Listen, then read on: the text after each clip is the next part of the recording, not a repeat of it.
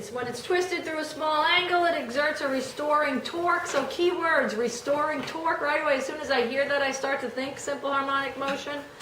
That is proportional to the angular displacement. So now I'm really thinking simple harmonic motion. And they give you the tau equals minus beta theta. And then they finally tell you it's analogous to the motion of a mass oscillating on a spring. So you know, without a doubt, you're dealing with simple harmonic motion. All right, in terms of the quantities above, write but do not solve. And they will usually say that for you because, again, to solve this second order differential equation, to really solve it, you need way more complicated calculus than's on the exam, or you have to go through that entire guess and check process, and they're not going to make you do it. So they're going to say write but do not solve, so they know that you know where you would get a differential equation from. And where do we get the differential equation from? Torque equals... Yes, thank you. Torque equals net torque equals I alpha. They tell us the net torque on this thing is minus beta theta.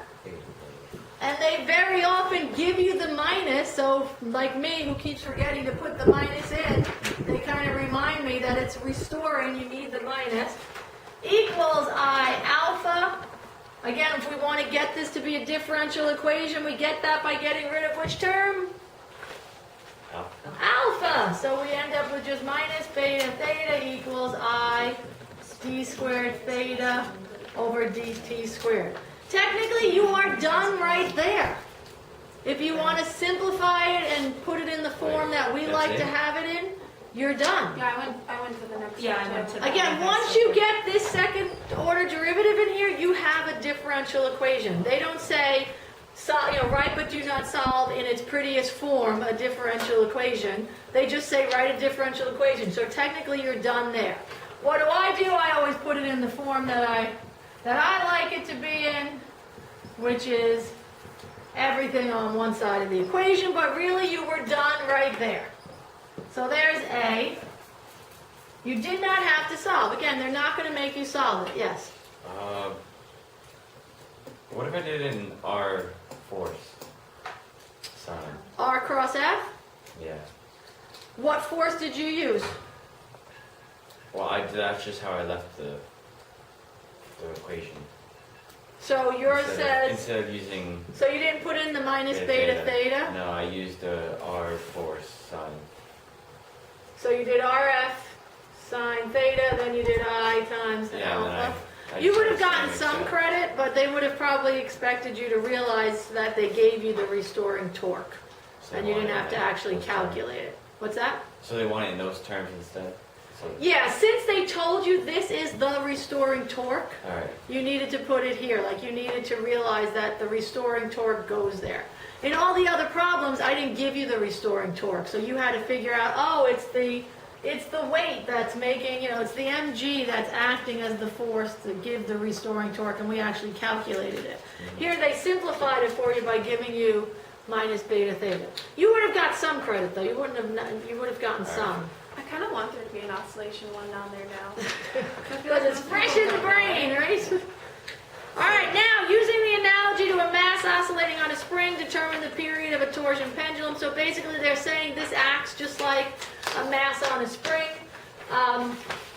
What I did was I just said, okay, again, I know omega is b over I, omega squared is b over I, so then I said square root b over I equals 2 pi over t, and I said t is 2 pi square root I over b. So hopefully you all got that. It seems too easy. It's too easy for us. It's now we easy have this because you wonderful know what you're instruction. doing. But I'm so used to all the rest of them always seem like they take And sometimes they do, and this one just so happens that it doesn't right now. Again, because they have to leave a lot of it out. They can't have you do all the... They're not going to make you do the guess and check to prove that, omega ends up being... they're just not going to do it. It's just too much mathiness for a physics test. All right, then they were even nice here. They even gave you all the data. know. Very often they'll give you just the I and the T and then say, what could you plot to give a straight line? And they like to do that as well. They like to have you figure out, oh, I have to square the period or something to get a straight line. But they How would didn't you even... figure that out? Just looking at it? Whenever that's one of their favorite things to do when they give you a graph, is to give you a data table and then leave blank columns. And then say, what could you do to make a graph with, a straight line graph with these two variables? So like if you plotted them not squared, would it look like a curve? And then Yes, like, oh, I it would need be to square exactly that. So whenever they give you that, whenever they say, how could you manipulate this data to get a straight line graph? You need to get an equation that has both those variables in it. So in other words, say they didn't give us the t squared column and they just gave us I and t. So the first thing you would do is try to find an equation between I and t. You already have it. Here it is. So all you have to do to get a straight line graph is literally plot whatever shows up here. So if I plotted t versus the square root of I would get a straight line graph. Or I could square the whole thing, which is what they did, which would then give me t squared equals 4 pi squared I over beta.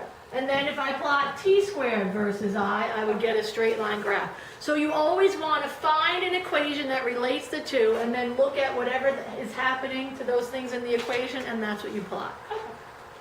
And then they usually make you fill in that data column and, But here they just told you to plot this, so when you plotted it, hopefully you saw it was like a line sort of like that with an intercept. Then they actually made you write the equation of your line. So again, we're not writing y equals mx plus b because we're not in math. So we would literally like t squared equals. You'd have to calculate your slope. When I used my calculator to calculate my slope because I was lazy, I got 139.8. They will take a range of answers when you have to calculate slope. They don't expect you to have, because you are drawing your line, however you decide to draw your line is going to be different than the way I drew my line, ever so slightly. So they'll accept some sort of range. I plus, and then my intercept was 1.85. So if you've got numbers similar to that, you're in good shape. You could have pulled your intercept literally right off your graph, wherever it intercepted. You could have, approximated and so on. Now it says calculate beta from this line. So how are we going to get beta out of here? And that's another favorite thing they like you to do, is to find something from the graph. I picked a point and then I just plugged in the information So, to the t equals. If you used this equation and you picked a point on your line, then you could have used that, and then how would you still have found beta? Well, I used the other one. The one up, the t equals 2. Oh, this one here? Yeah. Okay, as long as you pick a point on the line. If you pick a data point that's not on the I picked line, a point on the line. okay, then you'd be okay, I think. What I did was I often go to just whatever my slope is. So if I plotted t squared versus I, then all this junk is my slope, isn't it? Right? Anything that's right there. So what I did was I said 139.8 has got to equal 4 pi squared over beta. And then I just went in and I found a beta of 0.282. Again, you're going to get answers close. Yeah. Kilogram meters squared over second squared. And then they ask, what's the physical significance of your line, of your intercept? Anybody have any idea? Why, when the rod disappears, when the disc disappears, do I still have inertia? Wait, what? Because the rod. Because of the rod. So the question is, what's the physical significance of the intercept of your line? So what it's saying is that at zero inertia, you still have a period. So when you have no disc at all, there's still a period. Why do you still have a period? Because what do you still have there? The rod. The rod's not negligible. They didn't tell us we had a negligible rod, so it's going to represent the period of the rod all by itself. I got excited and I put exclamation points. That's Like, they okay. would take. No, they would not take any points off. You would give the reader a smile, probably. That's it. So, That's what I would think. So if I would be happy if I saw it, so. Oh, my mom's gonna yell at me. Well, we're done 11:30, right? No? Yeah, but it's 35, and she's gonna be like, I waited for an Oh. hour.